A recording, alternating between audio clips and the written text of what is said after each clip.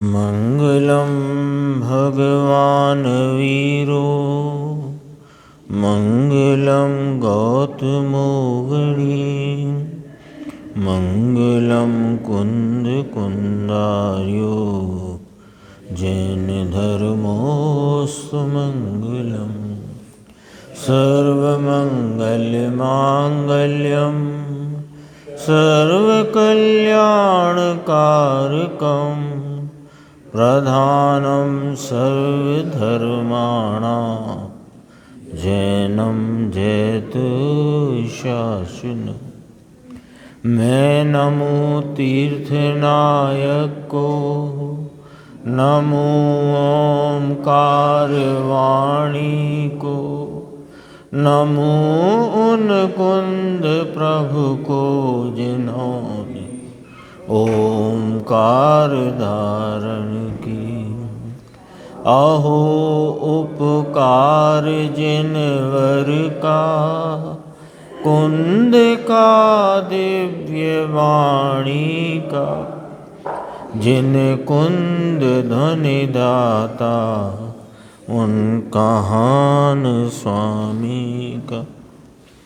चिदानंदेक रूपाए जिनाए परमात्मने, परमात्म प्रकाशाय नित्यं सिद्धात्मने नमः। आचार्य योगेंद्र देवकृत यह परमात्म प्रकाश नाम का ग्रंथ है और इसके दूसरे महाअधिकार की चौथी गाथा, कल जिस पर स्वाध्याय गुरुदेव का पन्न सुना और आज भी उस पर चर्चा आई, और उसी दूसरे अधिकार की पांचवी गाथा उसकी भी चर्चा प्रारंभ हुई। क्रम से देखें तो 127 और 128 नंबर की गाथा है। ये दूसरे अधिकार में 3 बातों का वर्णन है। जो प्रश्न किया था प्रभाकर भट्ट ने कि मोक्ष के हे आचार्य, हे योगेंद्र देव, मोक्ष का फल और मोक्ष का कारण अर्थात मोक्ष के मार्ग का स्वरूप आप हमको बताओ। तो उसमें अभी मोक्ष के स्वरूप की बात चलती है। तो पहले तो यही कहा कि मोक्ष ही सर्वस्वरूप से उत्तम है, ये बात चली, और मोक्ष की उत्तमपना और वही वास्तव में प्रकट करने योग्य है, यह बात कहते हुए परलोक शब्द से उसकी व्याख्या है।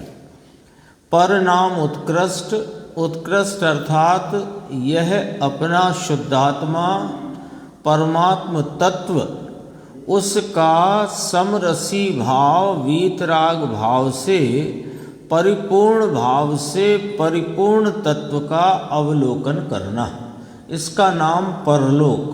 परलोक नाम मोक्ष, फिर उसके और भी नाम कहे, शिवलोक, ब्रह्मलोक, विष्णुलोक। फिर कहा, आज आई चर्चा कि 1008 नाम जो हैं उसमें प्रत्येक नाम के साथ लोक कहो तो वह सब मोक्ष ही है। करुणा सागर तो करुणा सागर लोक है ना, करुणा कृपा क्या कृपा सागर तो कृपा सागर लोक, जितने नाम हैं। तो अन्य कोई लोक, शिवलोक, ब्रह्मलोक, विष्णुलोक, कल्पना से जो नाम और उसका अर्थ ग्रहण किया हो वह सब मिथ्या है। वास्तव में तो इस सुख स्वरूप आत्मा की पर्याय में परिपूर्ण उपलब्धि, उसका नाम मोक्ष है।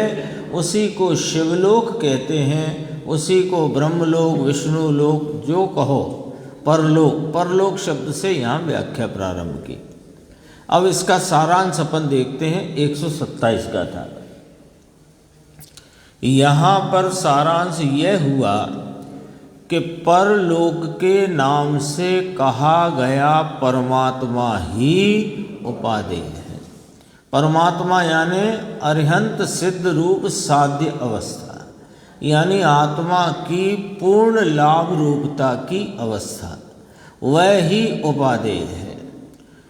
तो यह परमात्मा ही आदर करने योग्य है। अब इसमें समझना है थोड़ा कि फिर ये तो पर्याय का आदर हो गया।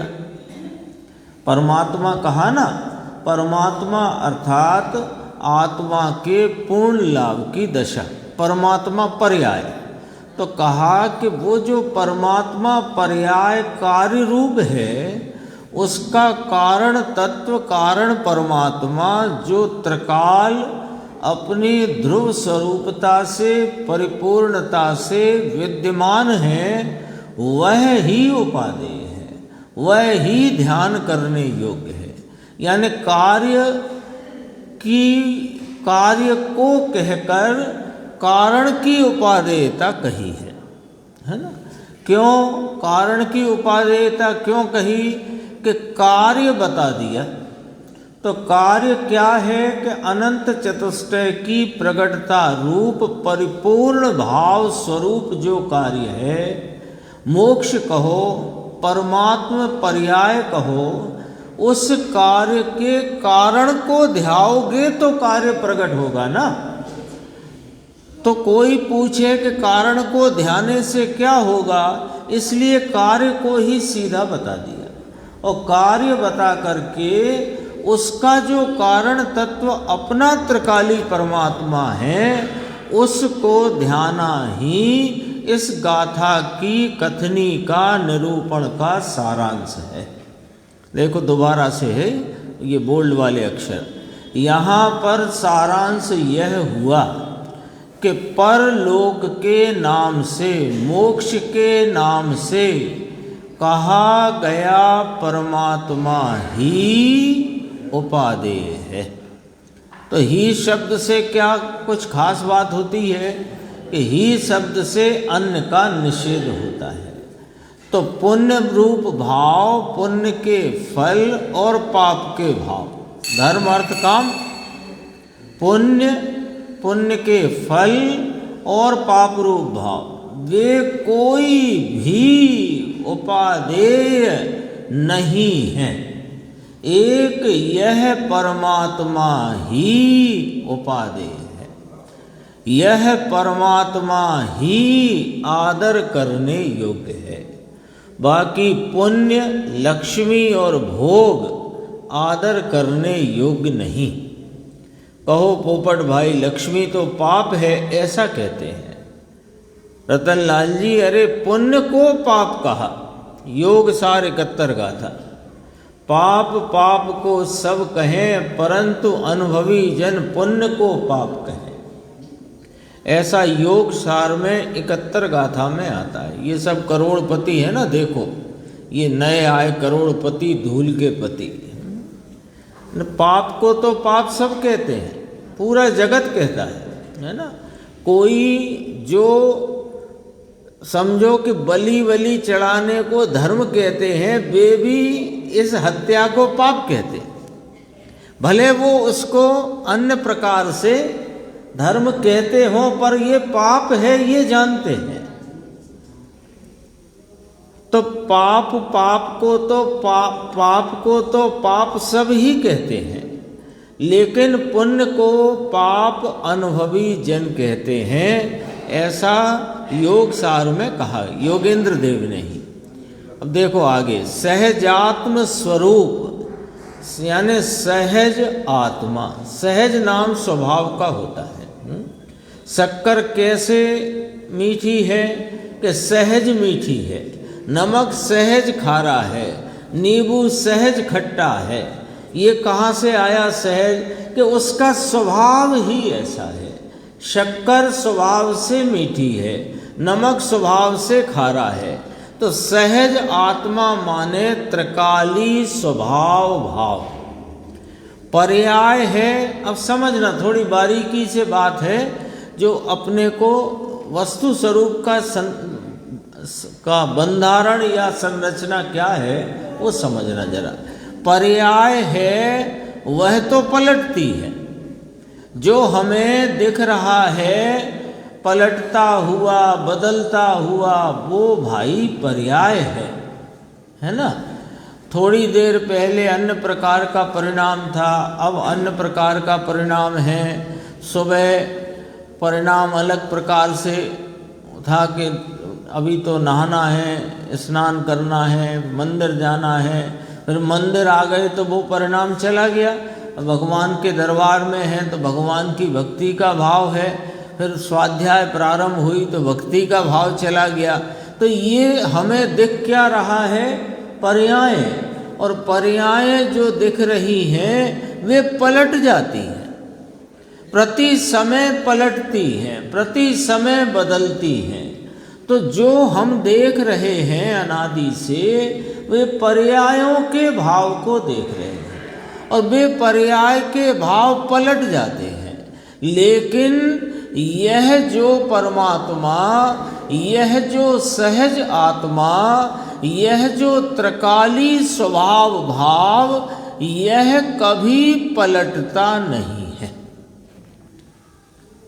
तो आगे वस्तु का स्वरूप सामने आया। क्या आया कि पर्याय जो हमें दिखाई देती है, अभी मान लीजिए उपयोग बहिर्मुख है, विविध विविध प्रकार के निमित्तों को समय प्रति समय लक्ष्य में लेता उपयोग, और उसमें उस काल में उस उपयोग के साथ प्रकट होता राग का भाव और उस राग के वेदन का भाव, ये सब हमें ज्ञान का विषय बन रहा है प्रतिक्षण, है ना। तो ये कोई और नहीं है, ये आत्मा की ही वर्तमान वर्तती पर्याय है। तो वो पर्याय जो दिख रही है वो पलट रही है, वो प्रति समय भिन्न भिन्न भिन्न भिन्न भाव से दिख रही है। लेकिन क्या यही आत्मा है कि नहीं? इन सब पलटते भावों में एक भाव ऐसा भी है जो नहीं पलट रहा, वो अपने स्वभाव को छोड़ नहीं रहा। वह अपनी, क्योंकि ज्ञान है ना, तो ज्ञान के विषय बनते हैं अलग अलग गेय प्रति समय।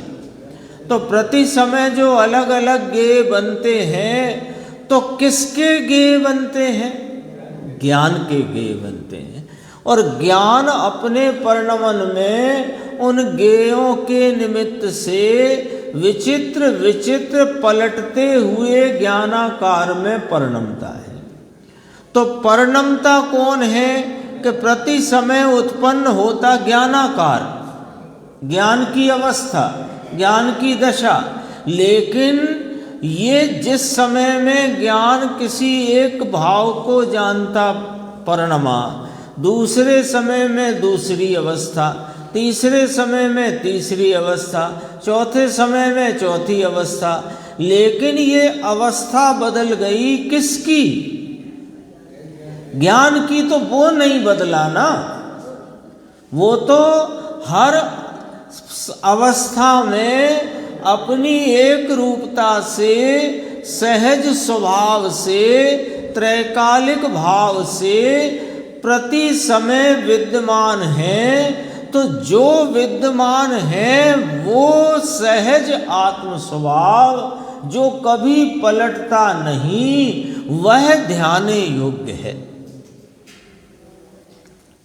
सारांश है इसका 127 गाथा का। देखो, यह तो सहज आत्म स्वभाव, त्रिकाली सहज स्वभाव, अकृत्रिम, अनकृत और वस्तु स्थिति सत। वस्तु स्थिति सत का अर्थ क्या? कि यह आत्मा जगत का पदार्थ है और जगत का पदार्थ है और उसकी स्थिति त्रैकालिक है, एक रूप है, सामान्य है, सदृशता रूप है और वह उसका सामान्य सत है। सत है माने उसकी सत्ता का भाव है पना है ना। आत्मा है कि नहीं है? है, तो है से क्या मालूम पड़ा? सत है, सत स्वरूप है। तो ये आत्मा त्रिकाली सहज स्वभाव अकृत्रिम, किसी ने बनाया नहीं। अरे बनाया नहीं, जैसे ज्ञान की दशा पलट करके होती है ना, पलट के दशाएं पलट पलट कर होती है। तो ज्ञान की दशा जो पलट कर हुई, उसमें तो कोई निमित्त पर आरोप आता है, यद्यपि निमित्त से नहीं हुई, लेकिन निमित्त पर आरोप आता है। ये त्रिकाली सहज स्वभाव, इसके तो त्रिकाल ऐसे का ऐसा रहने रूप, जो सत स्वरूप सत्ता का भाव है, उसमें तो कोई निमित्त का भी आरोप नहीं आता है। ये तो अपने स्व चतुष्टय से सदा काल त्रिकाल है पने से है। ये आराधना के योग्य है, ये ध्यान के योग्य है। इसके ध्यान करने से पूर्ण लाभ की परमात्म दशा प्रकट होती है। देखो और बात आगे आती है। ऐसा जो सहजात्म स्वरूप परमात्मा स्वयं हो वर्तमान, समझो भैया बात गुरुदेव के एक एक पंक्ति में इतना भाव भरा होता है कि उसको जैसे अपन कहना सुनना चाहें तो वो भी नहीं कह सुन सकते। वो तो अंदर में उसमें स्वयं गोता खाओ तो उसमें बड़ा लगता है, कितना भाव कह देते हैं। देखो अभी क्या ऊपर पड़ा था, जो अंडरलाइन दिख रहा है, सहज आत्म स्वभाव, किसकी बात चल रही है? मेरी। सहज आत्म स्वभाव, त्रिकाली सहज स्वभाव, अकृत्रिम। अकृत्रिम माने कृत्रिमता से उत्पन्न हुआ नहीं, अनादि अनंत है। अनकृत, किया हुआ नहीं, गढ़ा हुआ नहीं। घड़ा घड़ा गढ़ा कहते हैं ना, गढ़ा गढ़ दिया, ऐसा गढ़ा हुआ नहीं ना। एक दिन शब्द आया था, अघटित घाट है। और कैसा कि वस्तु स्थिति सत, इस सत को समझना है, अपने को इस सत को समझना है। वस्तु क्यों कही कि ये जगत का पदार्थ है, स्थिति क्यों कही कि ये त्रिकाल सत स्वरूप से स्थित है। तो स्थिति इसकी त्रिकाल हयाती कैसी कि सतरूप, सतरूप। तो वह सत कैसा, सत कैसा? तो एक तरफ आप कहते हो कि वो सत त्रिकाल है, और एक तरफ कहते हो कि वो सत वर्तमान है। तो ये हमें समझाओ बात। वर्तमान तो पर्याय के भाव को सूचित करता है कि नहीं, वर्तमान मात्र जो देखते हो तो उसमें वर्तमान में पलटी हुई अवस्था है, वो पर्याय की सूचना है। लेकिन हर वर्तमान में जो त्रिकाल विराजमान है वह मैं सत हूं, क्योंकि सत जो होता है वो था और होगा से रहित होता है। सत वर्तमान होता है ना। अपन बोलते हैं ना, अभी क्या है कि दिसंबर है, अभी क्या है? दिसंबर है। ऐसे तो अभी नवंबर था नहीं है ना, तो नवंबर था, जनवरी होगी, दिसंबर है। तो दिसंबर है ने सत की सूचना दी, है ने वर्तमान की सूचना दी, है ने काय की सूचना दी? वर्तमान की दी, और है पने ने उसकी सत्ता की सूचना दी। तो वो है, वो वर्तमान ही होता है, पर हर वर्तमान में होता है, इसलिए त्रिकाली होता है। ख्याल में आ गई ना बात? सत कहाँ मिलेगा कि त्रिकाल में जाने से मिलेगा कि त्रिकाल में तुम जा सकते नहीं। वर्तमान ज्ञान उपयोग जिसके द्वारा तुम इस त्रिकाली सत्य को जानोगे या जानते हो, तो पूर्व काल में ये वर्तमान ज्ञान जा नहीं सकता और भविष्य में ये ज्ञान जा नहीं सकता। तो ये वर्तमान ज्ञान वर्तमान में वर्तमान को ज्ञेय बनाता है, भूतकाल को ज्ञेय बना नहीं सकता, भविष्य को ज्ञेय बना नहीं सकता। तो केवली परमात्मा त्रिकाल कैसे जानते हैं कि वर्तमानवत, वर्तमान में ही उसको पूरा ज्ञेय करते हैं। ये तो चर्चा अलग है, प्रवचन सार में आई है 36, 37, 38, 39 गाथा, उसका कभी प्रसंग आएगा तब उसकी चर्चा अपन करेंगे आपस में बैठ के। अभी तो क्या है कि अपने को पॉइंट ये पकड़ना है कि वर्तमान ज्ञान की पर्याय वर्तमान को ही ज्ञेय बनाती है। तो इस त्रिकाली सहज स्वभाव स्वरूप परमात्मा को यदि ज्ञेय बनाना हो तो ये परमात्मा वर्तमान होना चाहिए। यदि ये वर्तमान हो नहीं तो फिर ये वर्तमान ज्ञान में ज्ञेय बन सकता नहीं। न्याय आया समझ में? वर्तमान में जो ज्ञान की दशा है उसमें इस त्रैकालिक सहज स्वभावी आत्मा को ज्ञेय बनाना हो तो वो वर्तमान होना चाहिए। यदि वर्तमान में वह नहीं तो फिर वह ज्ञेय बनेगा नहीं। और वर्तमान सतरूप वह है, वर्तमान सतरूप वह है, तो कैसे करके वर्तमान है वो त्रिकाली, ये समझना, ये वाली बात समझना। त्रिकाली और वर्तमान दो शब्द अलग अलग प्रकार की सूचना देते हैं। त्रिकाली अनादि अनंतता की सूचना देता है और वर्तमान वर्तमान मात्र की सूचना देता है। आया ना दोनों शब्द से, दोनों का वाच्य किस प्रकार है। तो वर्तमान में है कौन? त्रिकाली। इसका अर्थ क्या हुआ कि तीन काल में यानी अनादि से अनंत काल तक के काल प्रवाह में यह चैतन्य परमात्मा सहज स्वभावी आत्मा त्रिकाल यह हर वर्तमान में मौजूद है, हर वर्तमान में मौजूद है, वह आदरने के योग्य है। दोबारा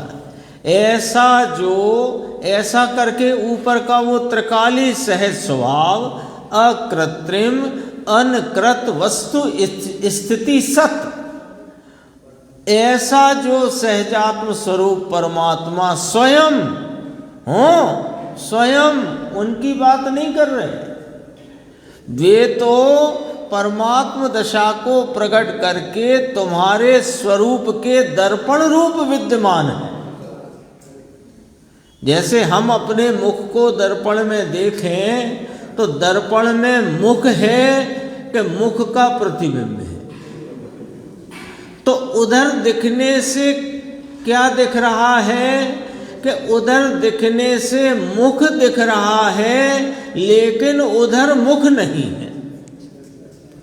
दर्पण में मुख देखा, चेहरा, तो ये चेहरा दर्पण में दिख रहा है लेकिन दर्पण में चेहरा नहीं है।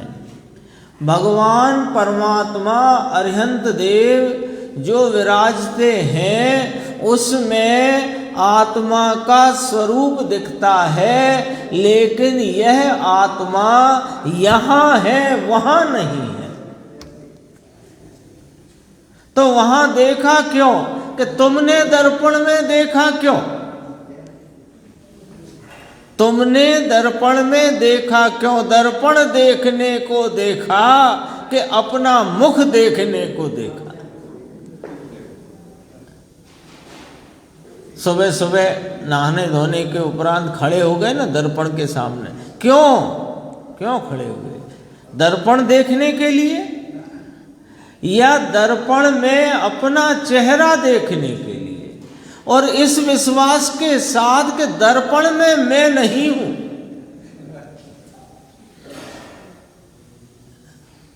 यहां फुंसी थी तो फूट गई तो खून सा आ गया, तो यहाँ थोड़ा गीला गीला लगा, अभी दर्पण नहीं है सामने। अब दर्पण के सामने गए तो वो दर्पण में यहाँ वो फूटी हुई फुंसी और निकला हुआ रक्त वो दिखाई दिया। तो कहाँ दिखाई दिया? दर्पण में। और उस पर मलहम कहाँ लगाई? क्यों क्यों किया ऐसा? यह जानकर कि दर्पण में जो मेरे चेहरे पर लगा हुआ रक्त दिख रहा है वो रक्त यहाँ है, वहाँ नहीं। तो परमात्मा के जो दर्शन किए तो परमात्मा अरिहंत भगवान के दर्शन करने से क्या दिखा? दर्पण में देखने से क्या दिखा संजय भाई? चेहरा दिखा कि दर्पण दिखा? कि उसमें चेहरा देखा। चेहरा देखने के लिए दर्पण में देखा, और ये भी देखा कि मेरा चेहरा मेरे कंधों के ऊपर है, दर्पण में नहीं। ऐसे यह सहज स्वभावी अपना ज्ञायक परमात्मा, ये परमात्म स्वरूप अरिहंत भगवान की छवि देखने से वह मैं ऐसा आत्मा हूं तो अपना आत्मा दिखता है। और ये भी जानने में आता है कि यह आत्मा यहाँ मेरे असंख्यात प्रदेश विस्तार में है, वहां नहीं। गजब की बात है। देखो तो आदरने योग्य कौन है? बस सब बातें न्याय से है ना। ये देखो, एक होती है परंपराएं, है ना, संप्रदाय की परंपराएं, कुल की परंपराएं। तो परंपराओं के विषय वे धर्म नहीं होता। परंपराओं के विषय पूजा, भक्ति, बहुमान, पूजा की पद्धति, उठना बैठना, खाना पीना, ये सब परंपरा के विषय। और ये जो धर्म की प्राप्ति है वो परंपरा का विषय नहीं है, वो न्याय का विषय है। न्याय और युक्ति से निर्धारित करके उस निर्धारित यथार्थ वस्तु का अनुसरण करने से धर्म होता है, परंपराओं से नहीं। तो यहां तो न्याय से समझना पड़ेगा। कौन आदरने योग्य है? सहजात्म स्वरूप परमात्मा स्वयं वर्तमान, वह आदरने के योग्य है। सहज आत्मा, सहज आत्मा अर्थात स्वाभाविक वस्तु है, वह अनादि, उसे किसी ने किया नहीं तथा वह पलटती नहीं। वह तो सहज आत्म ध्रुव स्वरूप अनादि परम तत्व प्रभु, यह आत्मा, यह आत्मा, वह सहजात्म स्वरूप, वह आदरणीय है। धर्मी जीव को वह आत्मा आदरणीय है, उसे पुण्य और पाप वह आदर योग्य है नहीं। इसी संदर्भ में फिर गुरुदेव ने बात की थी, पुण्य पाप जो है वो आदरणीय नहीं है, उसे तो मोक्ष अधिकार समय सार परमागम में प्रतिक्रमण, प्रत्याख्यान, आलोचना, भक्ति, वंदना, इन सब को विष कुंभ कहा है, विष से भरा हुआ घड़ा कहा है, जहर का प्याला कहा है। बोलो, संसार में भटकाने का हेतु कहा है। बोलो चंद्रेश भाई, प्रतिक्रमण, प्रत्याख्यान, छोटी मोटी बातें नहीं करी। प्रतिक्रमण, प्रत्याख्यान, भक्ति, वंदना, इन सब को जहर का घड़ा कहा है, विष कुंभ कहा है, और ये आत्मा इसको अमृत कुंभ कहा है। उसको वहां तो शब्द लिया अप्रतिक्रमण, है ना। अब वो अप्रतिक्रमण शब्द दो तरह से उपयुक्त होता है। एक पाप को अप्रतिक्रमण कहते हैं और एक शुद्ध भाव को अप्रतिक्रमण कहते हैं। ऐसी बात है। तो वो चर्चा बहुत ली थी गुरुदेव ने, अपन ने उसका थोड़ा भाव ख्याल में लिया। कहा भी कि जहर का प्याला पीने योग्य नहीं है। देखो 52 नंबर पेज है, यहाँ पर समझना भैया बात को। बहुत अच्छी एक प्रश्न आया है और 3 पंक्ति में जवाब है। मुमुक्षु ने कहा यही करने योग्य है। क्या? जो अभी अपन ने देखा कि सहज स्वभावी त्रिकाली ज्ञायक परमात्मा अपना चैतन्य स्वरूप सत स्वयं हो वर्तमान, वही आदरने योग्य है। ये करने योग्य का सारांश अपने सामने है। तो मुमुक्षु ने कहा कि यही करने योग्य है। तब गुरुदेव श्री फरमाते हैं कि यही करने योग्य है। पहले श्रद्धा में तो निर्णय करे कि करने योग्य तो ये है। देखो मुन्नालाल जी, आपके दोनों दिन का प्रश्न, आपके परसों के प्रश्न का 2 दिन तक जवाब आ रहा है, पर कल भी आया, आज भी आया। भाई मुन्नालाल जी का तो नाम लिया, सबका प्रश्न था, सबका प्रश्न है। प्रश्न ये है कि ठीक है, आत्मानुभूति करने योग्य है, आत्म स्वरूप में लीनता करने योग्य है, लेकिन अभी हमें तो भगवान की भक्ति के भाव सहज ही आ रहे हैं, वे शुभ भाव सहज उत्पन्न हो रहे हैं, तो करने योग्य हैं कि नहीं है, ये प्रश्न होता है। तो कल भी बात की थी कि भोजन के भी भाव आ रहे हैं, नहीं आ रहे हैं? आते हैं ना समय समय पर, समय समय पर भी भक्ति के आते हैं। देखो अब इसको समझना, बस वो तो थोड़ा सा बात को अब यहाँ किस प्रकार अपने को उस बात को ख्याल में लेना है वो देखो। यही करने योग्य है। पहले श्रद्धा में तो निर्णय करे कि करने योग्य तो यह है।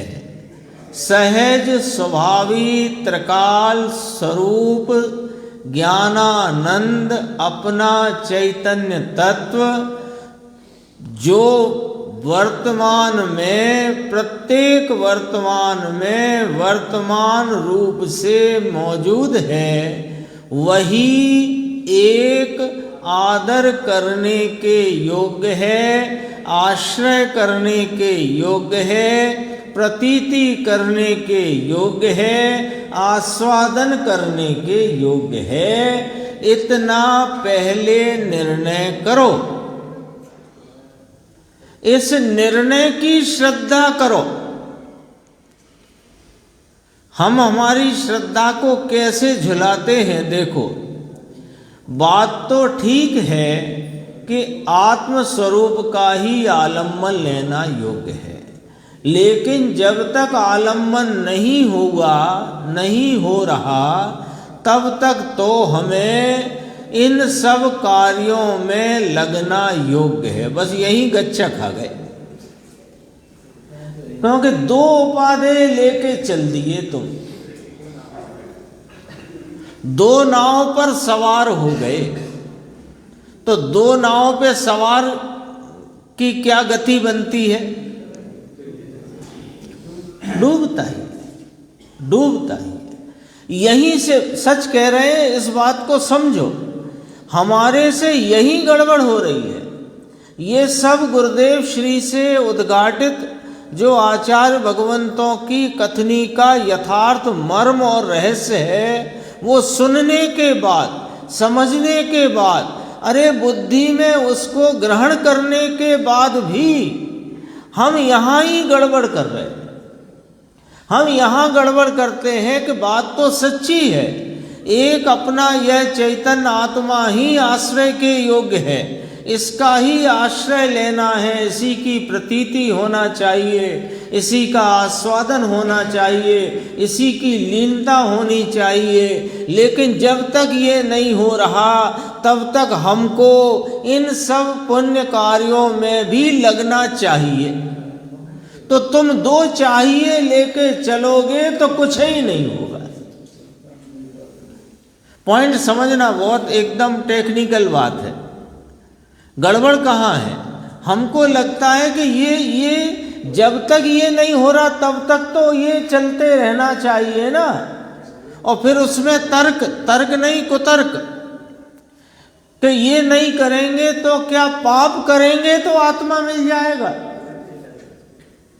अरे यह शुद्धात्मा वह वाचक है और इसका वाच्य ऐसा है कि इसके तो स्मरण मात्र में पाप भाग जाता है। तुम कैसे ही पाप स्थान पर खड़े हो, है ना। बहुत जगत में बुरे से बुरा पाप स्थान हो, और वहां भी यदि इस शुद्धात्मा का स्मरण आ गया तो पाप गायब हो जाता है। तुम उस पाप की चिंता में इतने क्यों परेशान हो? जिसके नाम स्मरण से, जिसके स्वरूप का स्मरण मात्र करने, विकल्पात्मक स्मरण है, इस स्वरूप का, इस शुद्धात्मा का, अपने सर्वोत्कृष्ट, जगत के सर्वोत्कृष्ट अपने इस परम तत्व का स्मरण मात्र करने से निस्थान भी भले पाप का हो और पूर्व में उसके कितना ही तीव्र कषाय का परिणाम हो, लेकिन इस शुद्धात्मा, उसका नाम माने इसके स्वरूप का स्मरण मात्र पाप को गायब कर देता है। तुम पाप हटाने के चक्कर में पड़े ही काहे हो? तुम तो इस शुद्धात्मा के चक्कर में आ जाओ, सारे चक्कर निबट जाएंगे। तो ये जो दो धारी व्यवस्था है ना, ये दरअसल में नुकसान कर रही है। इसका साइड इफेक्ट हो रहा है। क्या साइड इफेक्ट है? कि संसार चल रहा है और सच्ची बात मिलने पर भी हम उसका लाभ लेने से वंचित हो रहे हैं।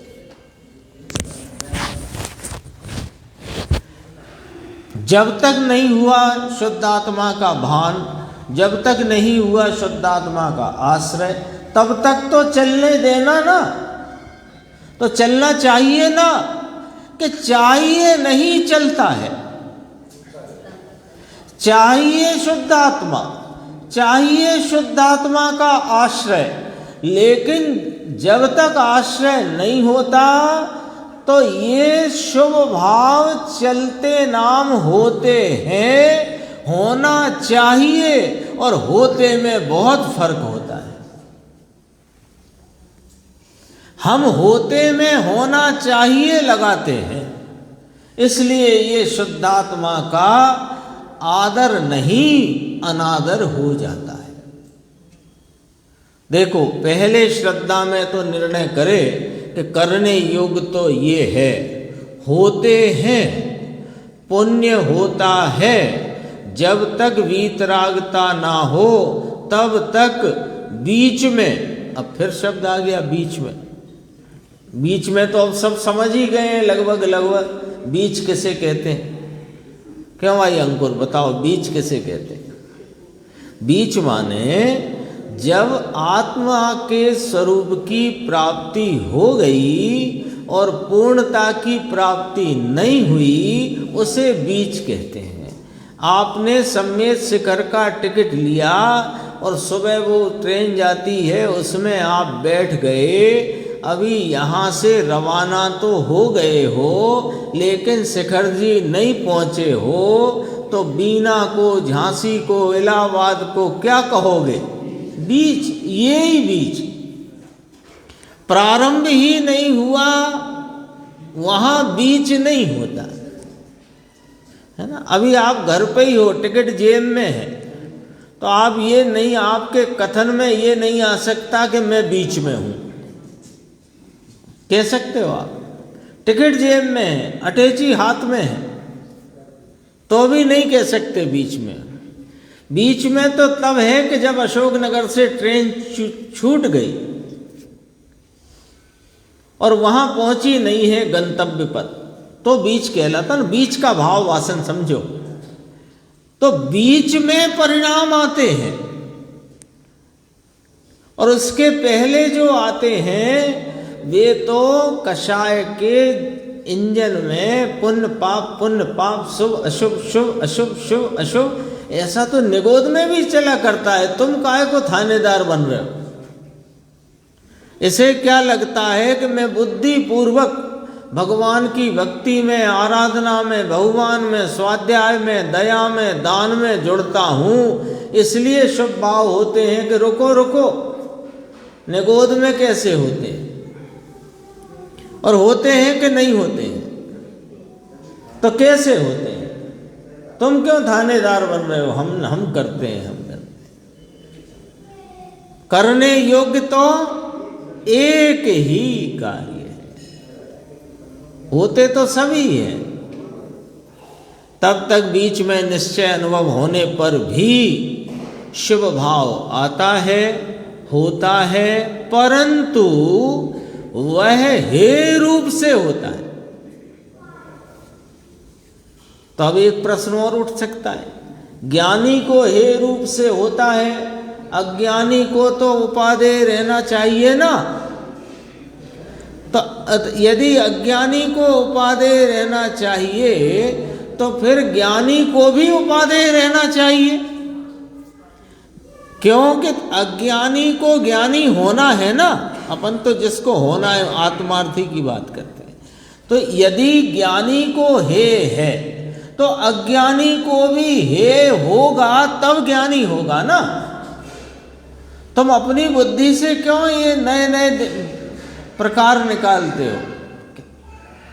अभी तो अज्ञान अवस्था है, अभी तो हम आत्मार्थी पना है, अभी कौन से हम ज्ञानी हो गए हैं? अभी तो होना चाहिए। तो अभी होना चाहिए में तुमने इस आत्मा को नहीं होना चाहिए कर दिया, तो फिर आत्मा कैसे मिलेगा? आदरणीय रूप से होता है वह शुभ भाव, ऐसा नहीं है, ऐसी बात है। 5वीं गाथा नाम 128 नंबर गाथा है। उत्तम सुखुण दे जई, उत्तम मोक्षुण होय, तो किम एकक्षय वंदन हिम, बद्धा पशोय विसोय। यदि उत्तम सुख नहीं हो शिव में, तो वह उत्तम कैसे हो? बंधन में जो पशु हैं वे भी क्यों उससे मुक्ति चाहें? देखो दृष्टांत दिया, मोक्ष अनंत सुख देने वाला है, इसको दृष्टांत के द्वारा दृढ़ करते हैं। यदि मोक्ष उत्तम सुख को नहीं देवे तो उत्तम नहीं होए। उत्तम कहा ना, मोक्ष को उत्तम कहा, धर्म अर्थ काम मोक्ष, तो उसमें सबसे उत्तम मोक्ष कहा। तो मोक्ष यदि उत्तम सुख को ना दे तो काय का उत्तम, ऐसे करके कहा। देखो भाषा तो ये इस प्रकार है, उसका भाव पकड़ेंगे। यदि मोक्ष उत्तम सुख को ना देवे तो उत्तम नहीं होए, यानी इसको ऐसे अपनी बोलचाल की भाषा में, यदि मोक्ष उत्तम सुख को ना दे तो काय का उत्तम, क्यों उत्तम? उत्तम सुख को दे तो उत्तम। तो फिर कहा यदि मोक्ष उत्तम ही ना होए, अब उसको न्याय से प्रस्तुत करना है दृष्टांत के द्वारा। यदि मोक्ष उत्तम ही ना होता तो बंधनों से बंधे पशु भी तमेव मतलब उस समय उस मोक्ष की ही क्यों इच्छा करें? फिर बंधनों से बंधे पशु मोक्ष नाम समझ गए, मुक्ति। तो बंधनों में बंधा पशु मुक्ति की प्रति समय इच्छा करता है, और जब मुक्त होता है तो अभी अपन पढ़ेंगे उछलता कूदता चला जाता है। एक और शब्द बोला था जिसका अर्थ इसमें नहीं किया, गमाण। गमाण शब्द कि पशु गमाण में रहे, गमाण में मुंह रखकर बैठे। गमाण माने वो दुखी रहता है, बंधा हुआ है ना, तो गले में रस्सी या जंजीर बंधी है और खूंटे से बंधा हुआ है, और सामने उसके जो कुछ भी वो चारा खाता है, पानी है, सब वहाँ उपलब्ध है, लेकिन वह गमाण में बैठता है, माने वह दुखी भाव से ही वहाँ रहता है। और जो चारा पानी ग्रहण करने के बाद फिर वह ऐसे मुंह रख के बैठता, माने ऐसे करके आप देखना कभी भी, वो ऐसा मुंह लटकाए एक तरफ बैठा रहता है। तो गमाण में रहे, गमाण में मुंह धर के बैठे, तो ऐसा पशु वो भी मुक्ति चाहता है, वह भी मुक्ति चाहता है। और जब मुक्त होता है, जब मुक्त होता है तो बहुत खुश होता है। तो बहुत खुश होता मानो उसे वहाँ पर सुख मिलता है। यदि मुक्ति में सुख नहीं होता तो पशु भी क्यों मुक्ति चाहते, ऐसा यहाँ पर कहा। देखो, पशु भी तमेव उस मोक्ष की ही इच्छन्ति, क्यों इच्छा करें। भावार्थ, बंधने के समान कोई दुख नहीं है और छूटने के समान कोई सुख नहीं है। सीधी बात, बंधने के समान कोई दुख नहीं है और छूटने के समान कोई सुख नहीं है ना। वो नेताओं वेताओं को जेल में रखते हैं ना, या दृष्टिबंधक या जेल में रखते हैं, तो जेल में रखते हैं, भले सर्व सुविधाएं वहाँ हो 5 स्टार लेवल की, लेकिन बंधे हुए हो, वहाँ से बाहर नहीं निकल सकते। तो बताओ सुख का अनुभव करता है कि दुख का, है ना।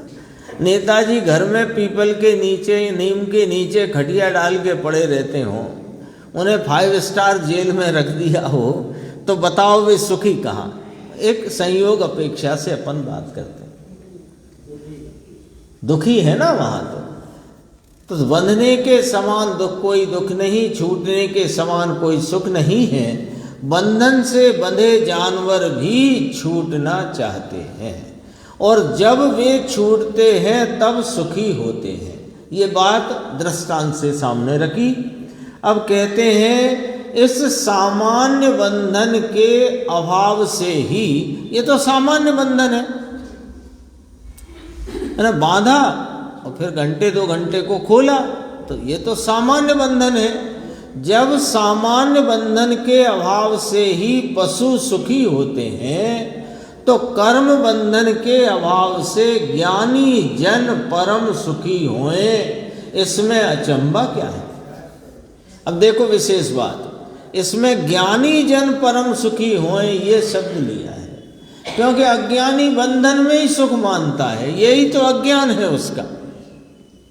अज्ञानी बंधन में ही सुख मानता है और यही अज्ञान है उसका। इसलिए यहाँ ज्ञानी जन परम सुखी होए कर्म बंधन के अभाव से। कर्म बंधन का अर्थ यहाँ पुद्गल बंधन तो निमित्त से समझना, भाव बंधन की बात है।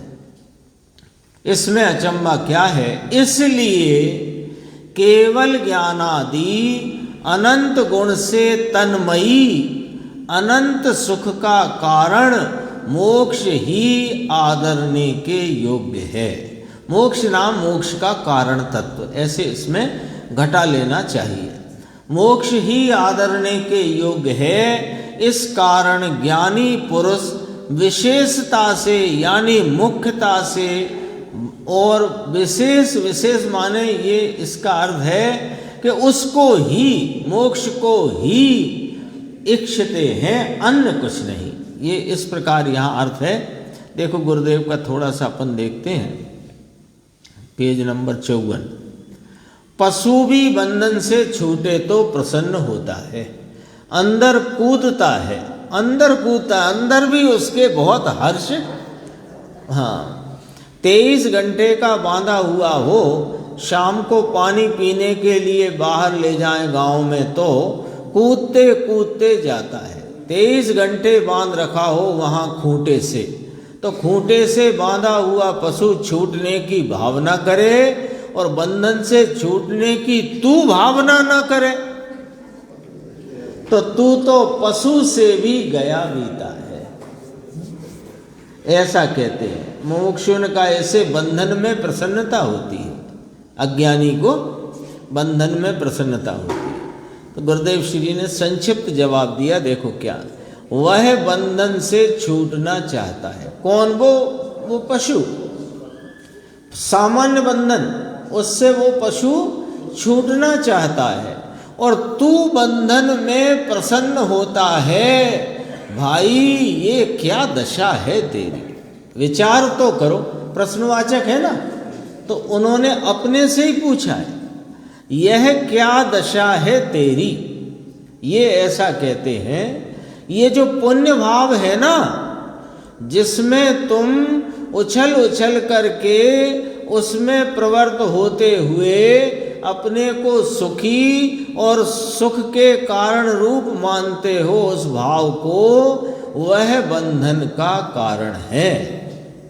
वह तो पशु भी जो बंधन से छूटना चाहे और तू बंधन से छूटना ना चाहे। बात समझ में आई? यहाँ क्या कहना है कि तू पुण्य परिणामों में प्रवृत्त होता हुआ, प्रशस्त निमित्तों का आलम्बन लेता हुआ प्रसन्न होता है, ये तो वो बात हो गई कि तू बंधन में ही रहना चाहता है,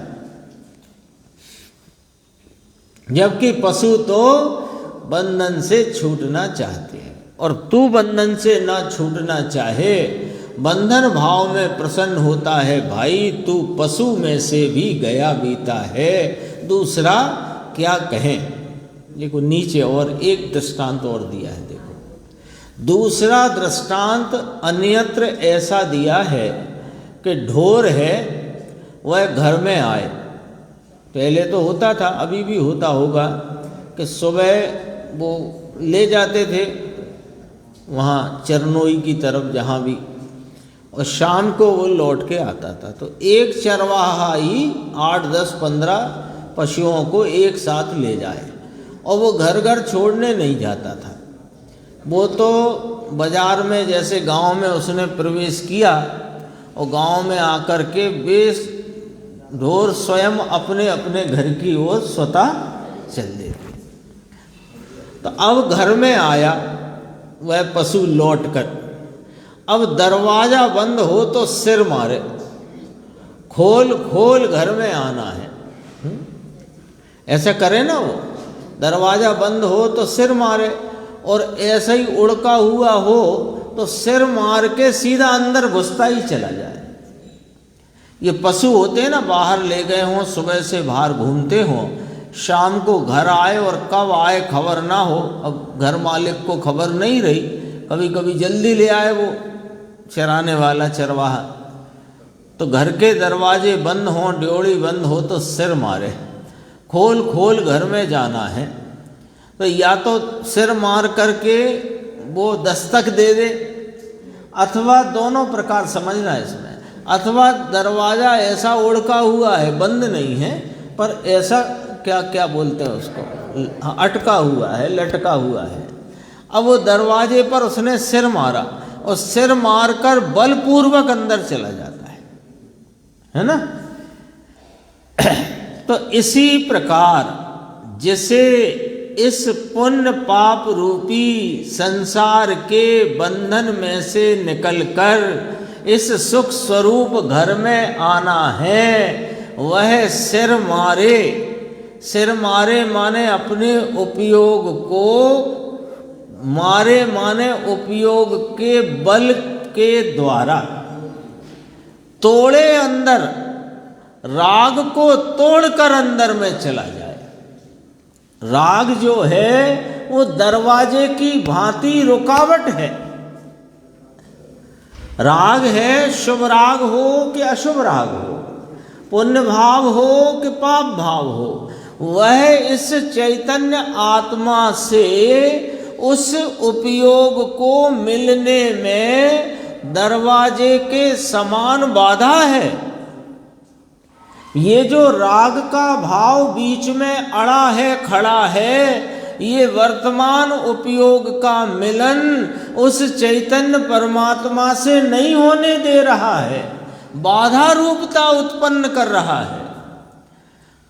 तो फिर क्या करें कि उपयोग में इतने बलपूर्वक उस बाधा को भी लक्ष्य में से छोड़कर अंदर जहाँ जाना है, माने अपने सुख स्वरूप आत्मा के जोर में ऐसा उपयोग का बल जागृत होता है कि वह जो राग की बाधा थी वो टूट जाती है और नया राग उत्पन्न नहीं होता और उपयोग का मिलन अपने त्रैकालिक उपयोग से हो जाता है।